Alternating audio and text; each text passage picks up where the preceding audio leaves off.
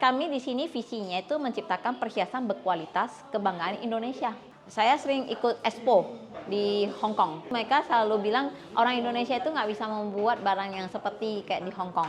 Nah itu membuat satu tantangan bagi saya. Saya merasa apa sih yang nggak bisa gitu ya kan? Hanya kita yang mau belajar atau tidak aja gitu. Halo, hari ini saya ke manufacturing yang memproduksi perhiasan. Kebetulan ada ownernya sekaligus managing produksinya juga ya. Iya. Ibu Vivi, kita ada dua macam ya Ci ya. Ada yang custom, yang dibikin dengan tangan, ada lagi yang dengan mesin produksi yang langsung bisa memproduksi banyak item. Di sini kita ada papan tracking ini gunanya untuk bisa mengetahui itu barang customer itu udah di posisi mana. Misalkan dia lagi di desain, berarti dia ada sesuatu yang masih direvisikan gitu.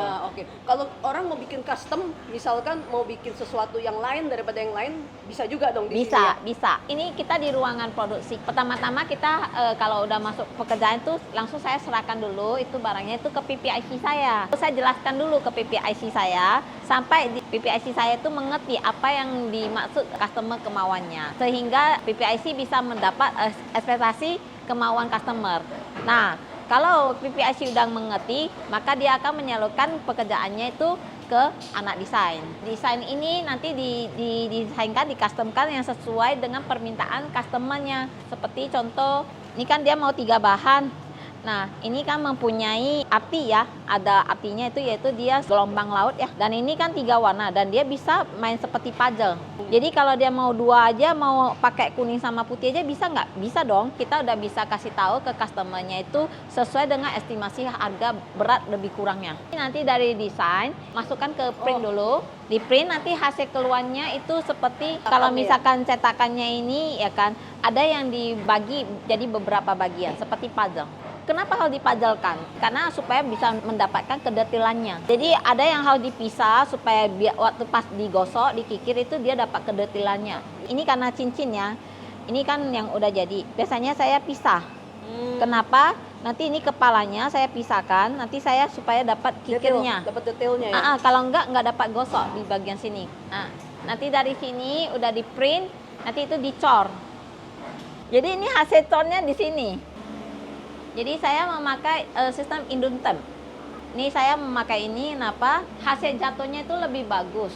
Ini ada juga yang untuk yang cetakan yang pohon besar. Kalau ini lebih ke custom. Ini yang ke produksi. Jadi di sini saya ada dikasih yang suhunya berapa untuk supaya ini namanya pokayoke. Iya, itu rumusnya ya. Iya, jadi supaya orang itu kan bisa hilaf atau bisa untuk mengingatkan. Mengingatkan tim ini harus gimana, ini gimana. Ini yang custom, ini yang kita pisah-pisah supaya dapat kayak seperti tadi saya bilang. Bisa satu pohon bisa beberapa barang ya? Iya, jadi kalau yang produksi dia lebih banyak lagi. Oke. Ini proses tabungnya dan lilinnya kalau misalkan yang di bagian produksi. Ini kan kita terima resin. Terima resin nanti kita pasang lilin pakai ini. Pakai mesin solder juga. Jadi tujuannya untuk kita bisa menyuplai. Ini kan barangnya, ini nanti supply buat masuk biar membentuk ke barangnya ini. Setelah itu nanti dipotong, digosok. Habis dari sini kita itu berarti dia digosok. Jadi nanti dipotong. Dipotong jadi satu-satu, nanti baru digosok satu-satu. Nah, setelah digosok, nanti ini ada pentolannya, ini ada cincinnya, ini kan yang masih dipisah-pisah ya. Nanti baru digabungin. Setelah digosok halus semua, barulah dilaserkan. Laser itu dia memang membantu banget ya daripada kita memang apalagi sekarang barang kan keluarnya itu kan yang barang-barang ringan. Nah, kalau misalnya rusak atau ada reject gitu ya kan, itu masih bisa dibantu dengan perbaikan laser. Kalau dari situ mereka tuh dilapor ke admin dulu.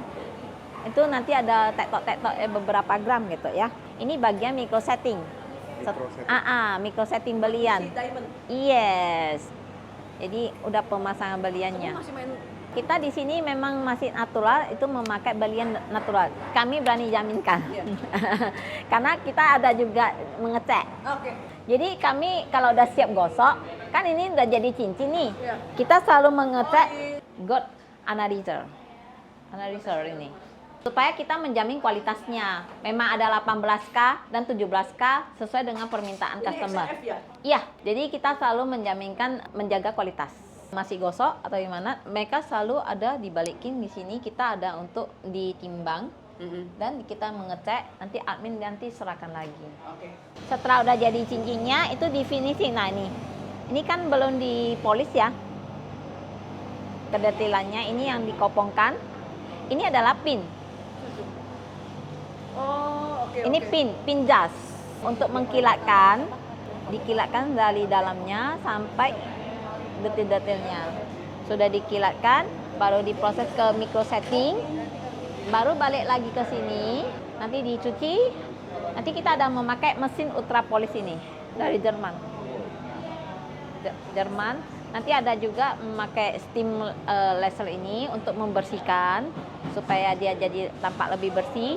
Proses untuk screening berliannya juga ada ya? Ya, jadi kalau untuk yang besar kita selalu ada cek kembali itu nomor JIE-nya udah sesuai belum, dan kita ada selalu memakai Smart Pro.